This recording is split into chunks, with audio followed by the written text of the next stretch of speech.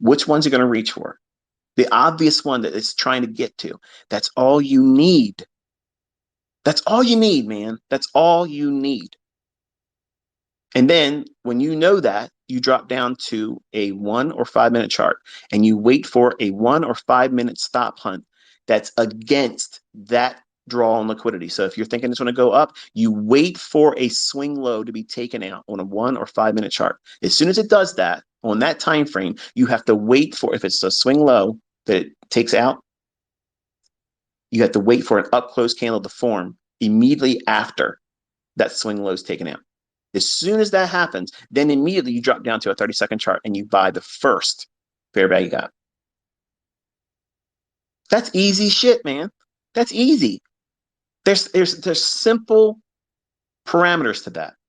It's based on the market's going to gravitate to that higher time frame draw. You just had a stop hunt on a lower time frame.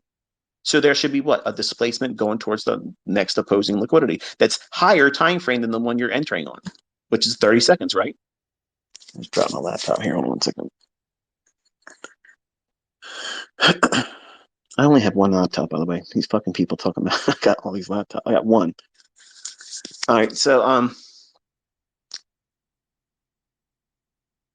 the model had rules. You have to do this, do this, do this.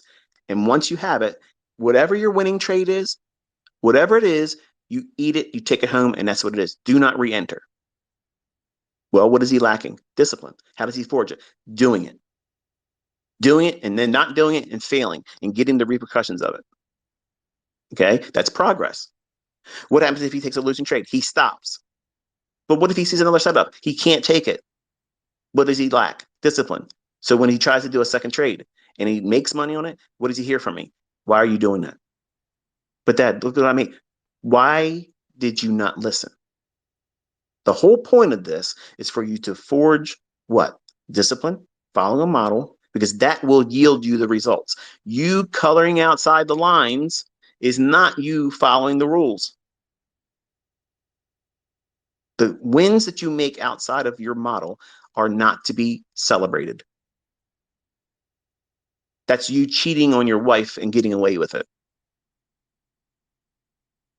That doesn't mean keep doing it, or it's good because her feelings didn't get hurt, or vice versa. I'm giving you an extreme that maybe it doesn't fit you in a sense of an analogy, but in my mind, you are cheating on the model.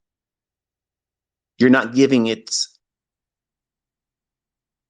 time, energy, focus that it requires, that it deserves. I took the time to sit down and write this model up, gave him the rule-based ideas that he has to follow. Any deviations outside of that, if it's a win, I don't give a fuck about that win. That doesn't matter. That is a losing trade to me. It doesn't mean shit to me. How can you measure that?